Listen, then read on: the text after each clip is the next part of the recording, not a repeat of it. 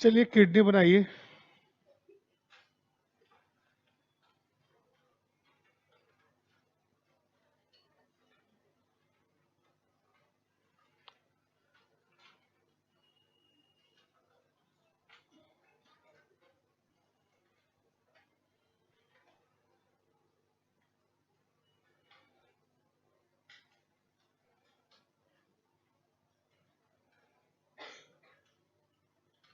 ये दोनों साइड का एक जैसा रहेगा।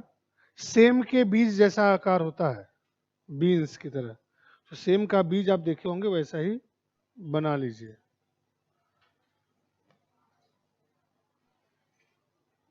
ये है आपका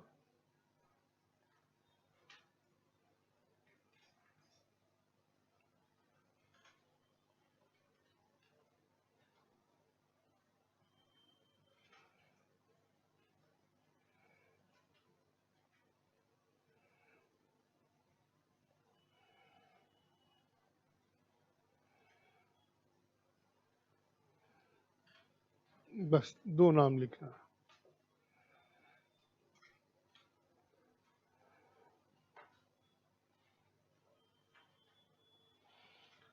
किडनी लगे, ये नहीं लगे सपेरे वाला बीन है ये। कुछ लोगों का बीन सांप पकड़ने वाला बीन लग रहा है। ठीक है, तो ध्यान रखिएगा, किडनी है, सांप पकड़ने वाला बीन नहीं है। देखिए किडनी आपने देखा कि बाहर से कैसी होती है, जब उसका सेक्शन करेंगे, काटेंगे, तो उसके अंदर का जो कई सारा दिखा रहा था ना, तो पूरे को इंटीग्रेटेड रूप से हाइलम कहते हैं। इसी हाइलम में अंदर का सब कुछ होता है। इसी हाइलम में क्या होगा, नेफ्रॉन भी होगा। एक बाहर पतली झिल्ली होती है जिसे कहते हैं पेरिटोनियम। ऐसे ही आपने हार्ट में देखा था कि हार्ट में एक मेम्ब्रेन थी, एक झिल्ली थी, उसे क्या कहते थे, पेरिकार्डियम कहते थे। तो ध्यान से सुनिए, समझिए और दिमाग में बैठा लीजिए। क्या बैठाना है कि जो काम पेरिकार्डियम हार्ट के लिए करता था, जो काम पेरिकार्डियम हृदय या दिल के लिए करता था, वही काम पेरिटोनियम किडनी के लिए करेगा। तो अब आप बताइए, पेरिटोनियम जो है किडनी के लिए क्या करता है, शॉक एब्जॉर्बर का काम करता है, बाह्य आघात से बचाने का काम करता है, टूट कर गिरने से बचाता है।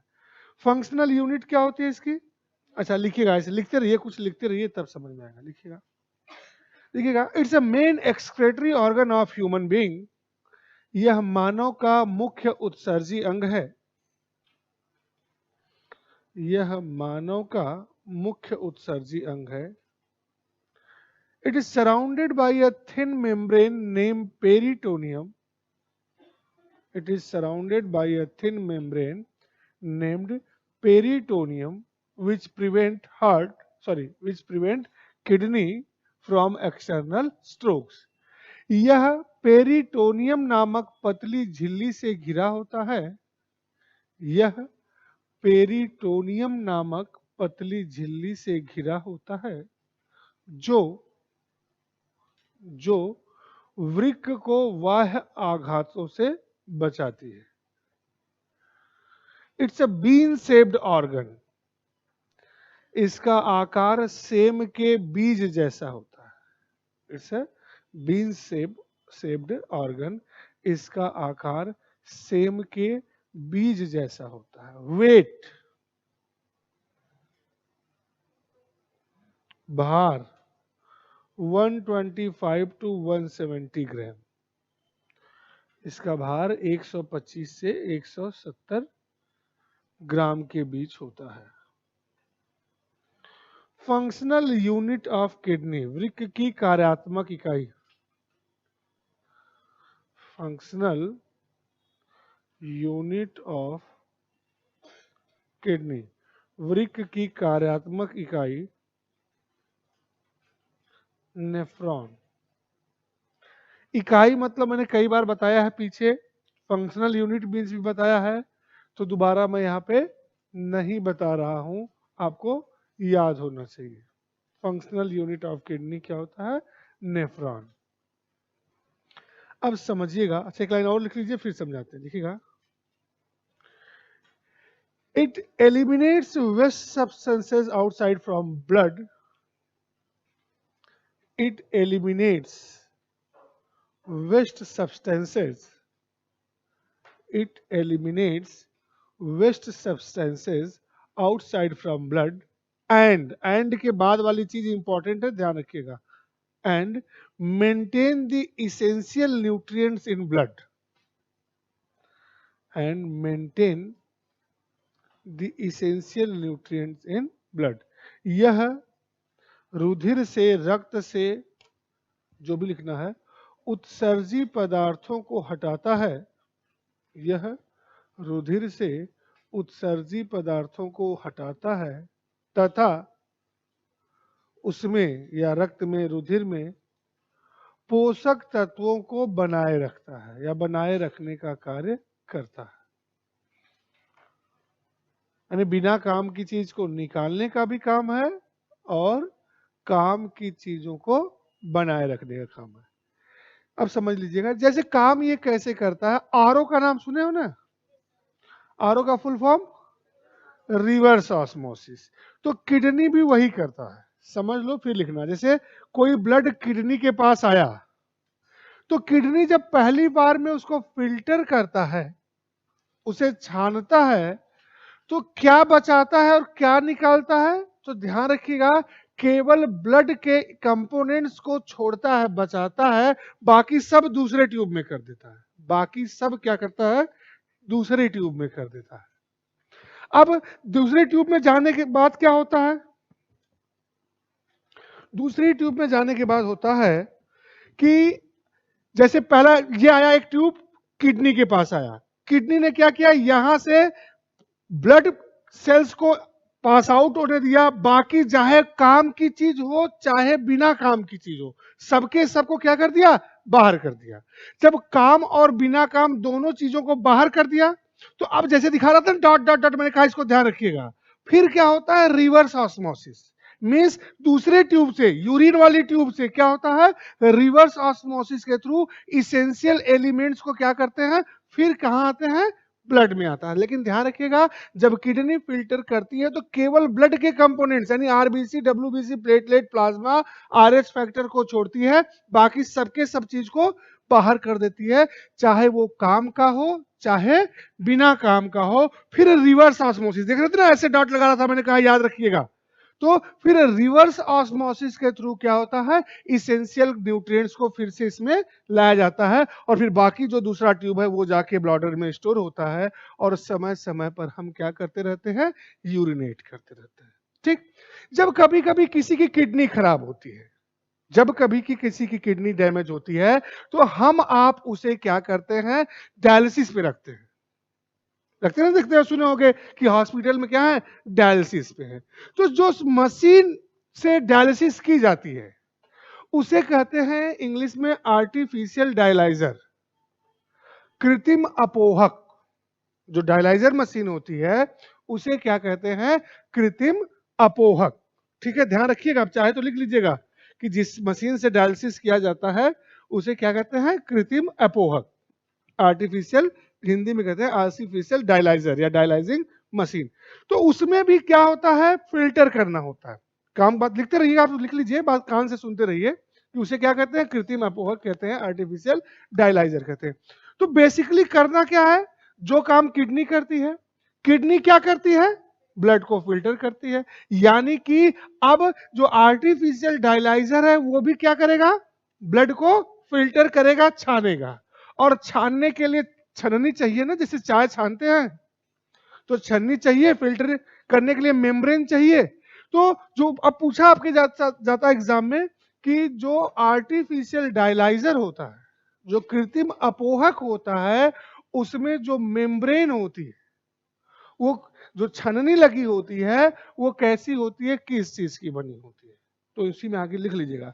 इन आर्टिफिशियल डायलाइजर, और ऐसे आप लोग देख रहे हैं, देख के नजर मत लगाइएगा कि मुझे भी ठंडी लग जाए, ठंडी लगेगी तो बीमार हो जाएंगे और आप ही की क्लास बंद होगी।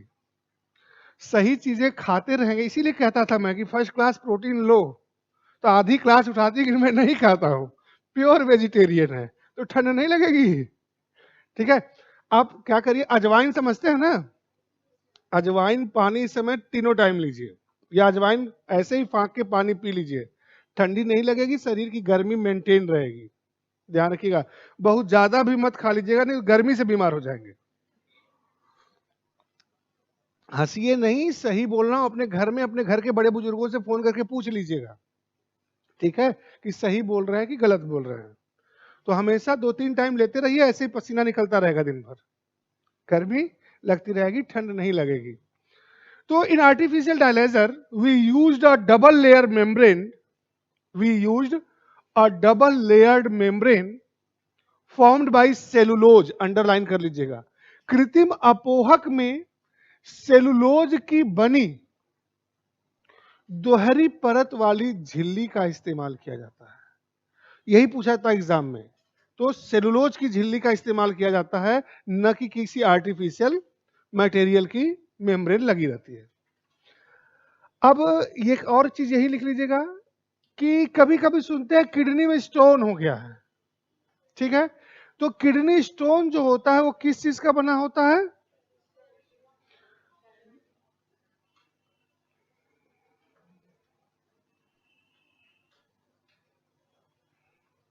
लिख लीजिएगा एक लाइन और नीचे, kidney stone is found by calcium oxalate. वृक्क की गुर्दे की जो पथरी होती है, या वृक्क या गुर्दे की पथरी कैल्शियम ऑक्सलेट की बनी होती है।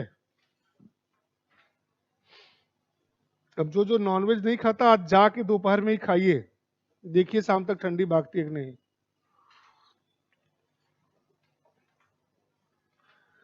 कैल्शियम ऑक्सलेट की बनी होती है।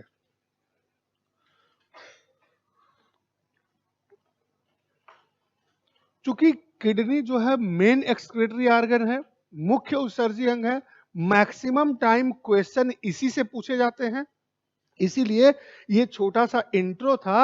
अब हेडिंग डालिए फंक्शंस ऑफ किडनी, वृक्क के कार्य। पॉइंट वाइज लिखते रहेंगे और जहां समझ में नहीं आएगी बात वो समझते रहेंगे। फंक्शंस ऑफ किडनी, वृक्क के कार्य।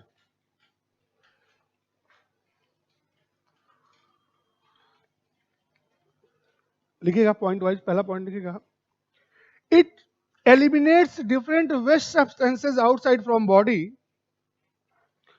या it excretes different waste substances outside from body in the form of urine। यह विभिन्न वर्ज्य पदार्थों को, यह विभिन्न वर्ज्य पदार्थों को मूत्र के रूप में, यह विभिन्न वर्ज्य पदार्थों को मूत्र के रूप में शरीर से बाहर निकालता है। It eliminates different waste substances outside from body in the form of urine। यह विभिन्न वर्ज्य पदार्थों को मूत्र के रूप में शरीर से बाहर निकालता है। यानी ध्यान रखिएगा, क्रिस्टल क्लियर बात हो गई कि यूरिन कौन बनाता है? किडनी। कैसे बनाता है? ब्लड को फिल्टर करके, रक्त को छान के। दूसरा पॉइंट लिखिएगा, it maintain the hydrogen ion concentration of blood. Next point लिखिएगा, it maintain the hydrogen ion concentration of blood. यह रक्त की हाइड्रोजन आयन सांद्रता को बनाए रखता है। हाइड्रोजन आयन सांद्रता को ही आप पीएच मान कहते हैं। पीएच मान यानी ब्लड का पीएच वैल्यू कितना होता है? 7.4 होता है, तो वो 7.4 ही रहे, कम या ज्यादा न हो, इसकी किसकी जिम्मेदारी है? किडनी की जिम्मेदारी है किडनी उत्सर्जी अंग। मैक्सिमम इसका काम क्या है? ब्लड से रिलेटेड ही है, क्योंकि ब्लड को क्या है? फिल्टर करता है। नेक्स्ट पॉइंट लिखिएगा, it maintain the amount of water and minerals in blood. यह रक्त में जल एवं खनिजों की मात्रा को बनाए रखता है। यह रक्त में जल एवं खनिजों की मात्रा को बनाए रखता है। It maintain the amount of water and minerals in blood. Means कितना पानी होना चाहिए, कितना कौन सी चीज होनी चाहिए।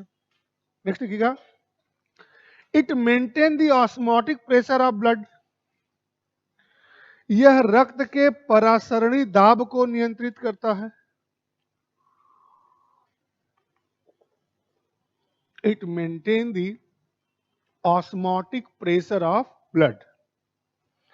यह रक्त के परासरणी दाब को मेंटेन करता है। किसकी सहायता से? ब्लड के प्लाज्मा में, याद करो, एल्बुमिन, ग्लोबुलिन।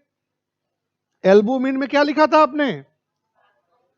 तो यह क्या करता है, यानी किडनी रेगुलेट करता है एल्बुमिन नामक प्रोटीन को, और उसकी हेल्प से कितना वाटर अंदर आएगा या कितना बाहर जाएगा उस चीज को नियंत्रित करने की कोशिश करता है। नेक्स्ट पॉइंट लिखिएगा, हाइपोक्सिया कंडीशन याद है?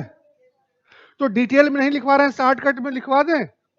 याद है ना हाइपोक्सिया, जब हम लोग लिख रहे थे मिनरल्स वाली बात। तो लिखिएगा, इफ हाइपोक्सिया, अरे ऐसे लिखिएगा, if deficiency of oxygen, if deficiency of oxygen bracket में hypoxia occurs in our body,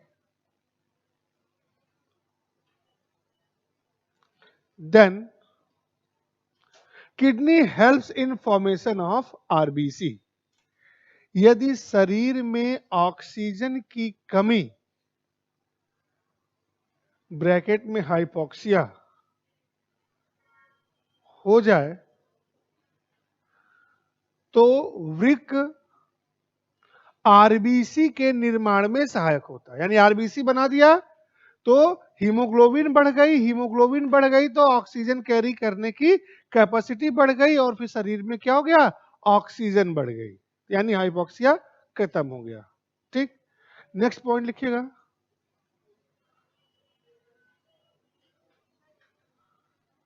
यदि शरीर में ऑक्सीजन की कमी, ब्रैकेट में हाइपोक्सिया हो जाए तो किडनी या वृक्क या गुर्दा आरबीसी के निर्माण में भी सहायक होता है या सहायता करता है। याद करो, मैंने एग्जाम्पल दिया था ब्लैक होल कांड का, हुआ था ना आपके मॉडर्न हिस्ट्री में एक कांड जिसके कारण प्लासी की लड़ाई हो गई थी, so called the incident of black hole. याद, रिलेट कर लीजिएगा। तो ब्लैक होल घटना क्या थी? कई अंग्रेज मर गए थे। कैसे मर गए थे? हाइपोक्सिया से मर गए थे। अब घटना याद होगी तो आप रिलेट कर सकते हो। ठीक, नेक्स्ट पॉइंट लिखिएगा, it eliminates those external substances outside from body, it eliminates those external substances outside from body which are useless to our body. यह उन बाहरी पदार्थों को शरीर से बाहर निकालने का काम करता है। It eliminates those external substances outside from body which are useless to our body. यह उन बाहरी पदार्थों को शरीर से बाहर निकालने का काम करता है जिनका शरीर में कोई काम नहीं था, जो शरीर के लिए अनुपयोगी होते।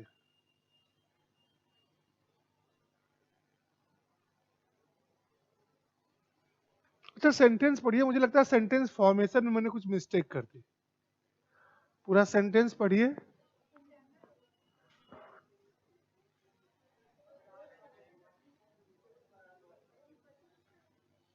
पूरा सेंटेंस पढ़िए। लग रहा है ना कुछ मिस्टेक है सेंटेंस में?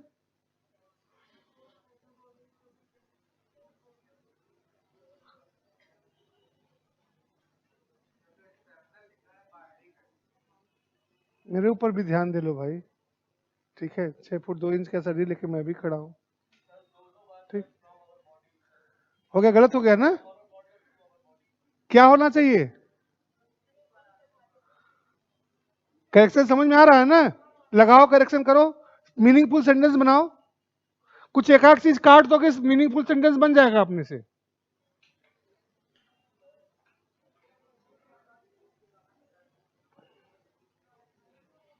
क्या काटे? बाहरी, एक्सटर्नल। गुड। क्या लिखोगे उसकी जगह? काटने को तो काट दिए, उसके जगह लिखोगे भी तो कुछ। क्या लिखोगे? वेस्ट या अपशिष्ट लिख लो। लिख के फिर पढ़ो, देखो अब सही है। वेस्ट या अपशिष्ट, हिंदी में अपशिष्ट, इंग्लिश में वेस्ट। लिख लिए, अब लिख के पढ़ो लाइन। अब क्या लाइन सही लग रही है? लाइन सही लग रही है?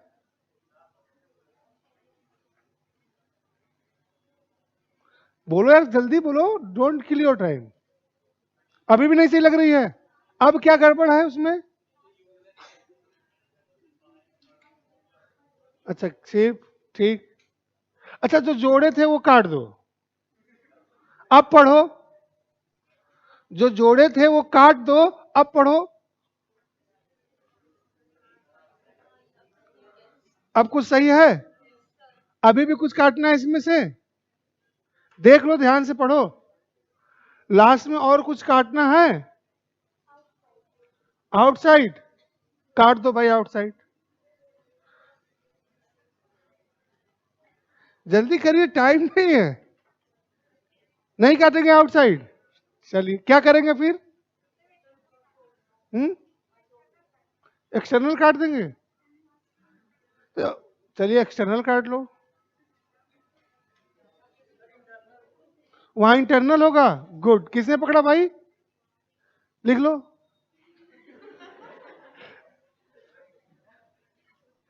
अगर सेंटेंस समझ में नहीं आ रहा, इसका मतलब वो गलत थोड़ी है कि काट के सुधारने चले थे। जो पहले लिखे थे वही सही था। 200 लोग बैठे हो, उसमें मैं खड़ा होकर गलत क्यों लिखवाऊंगा और फिर गलत लिखवा के खुद ही कटवा रहा हूं? इतना कॉमन सेंस होना चाहिए कि जो लिखे थे वो सही था, 100% सही था, उसमें कुछ काटना जोड़ना नहीं था। हमें समझना था उसका मतलब, उसकी मीनिंग क्या है। अगर किसी चीज की मीनिंग समझ में ना आए, इसका मतलब ये गलत है नहीं। आप लिखे, दोज एक्सटर्नल सब्सटेंस को उन बाहरी पदार्थों को शरीर से बाहर करता है जिनका शरीर में कोई यूज नहीं होता। तो ऐसे बहुत सी बाहरी पदार्थ होते हैं जो हमारे लिए यूजलेस हैं। या तो वो हमारे हमसे अनजाने में चले जाते हैं, या हम जानबूझकर ले जाते हैं टेस्ट के लिए, या हम जानते तो हैं यूजलेस है, लेकिन क्या है, वो हम एलिमिनेट कर ही नहीं सकते। जैसे सपोज दैट सेलुलोज आप खा रहे हो, सेलुलोज खाते हो ना। अब एक आलू दिया जाए आपसे, कहा जाए आलू की भुजिया बनाओ, आलू की भुजिया समझ रहे हैं ना, और कहा जाए सारा सेलुलोज निकाल के बनाओ, तो क्या करोगे? हर सेल को आपको निकालना पड़ेगा और हर सेल से क्या करेंगे? सेल वॉल निकालेंगे, तभी तो सेलुलोज निकलेगा। तो एक आदमी 8 घंटे लगातार काम करे तो 10 से 15 दिन में एक जो आलू होता है उसका सेलुलोज निकाल पाएगा। मान लो निकाल भी दिए, तो अब भुजिया कैसे बनेगी? वो तो चोखा टाइप बन गया। आप तो यानी आप जानते हैं कि ये यूजलेस थिंग है, but there is no any possibility to remove it. ये जानते हैं बिना काम की चीज है, लेकिन निकाल नहीं पाएंगे। दूसरी चीज समझाता हूं, देखिए, आप जानते हो बिना काम की है, निकाल भी सकते हो, लेकिन आपका टेस्ट खराब ना हो, मुंह का टेस्ट स्वाद खराब ना हो, इसलिए नहीं निकालते हो। जैसे सुनिएगा, उसके बाद तेजी से पेन चला के लिख भी लीजिएगा। पूछा भी जाता है एग्जाम में, अरे पहले सुन तो लोग, पहले लिखने ही लगे। दवा खाते हो, एक होती है टैबलेट, एक होता है कैप्सूल। कैप्सूल खाए हैं कभी ना? तो कैप्सूल में सबको पता है, जो आउटर कवरिंग है, खोल है, उसको निकाल तो अंदर पाउडर होता है, पता है ना? कितने लोग को पाउडर निकाल के पीते खाते हैं? यानी आप जानते हो कि वो पाउडर ही काम का चीज है, बट अगर पाउडर मुंह में डाल के आप खाए पिए तो वो इतना कड़वा होता है कि वो अंदर जाने के बजाय अंदर की चीजों को भी क्या करेगा?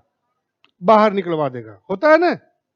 इसीलिए आप क्या, आप जानते हो, रिमूव भी कर सकते हो, बट आपने रिमूव नहीं किया।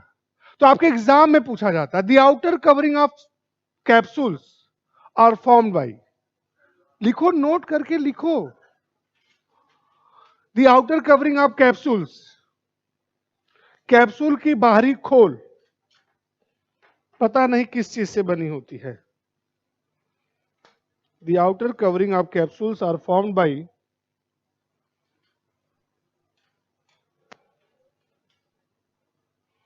किस चीज की बनी होती है? जिलेटिन।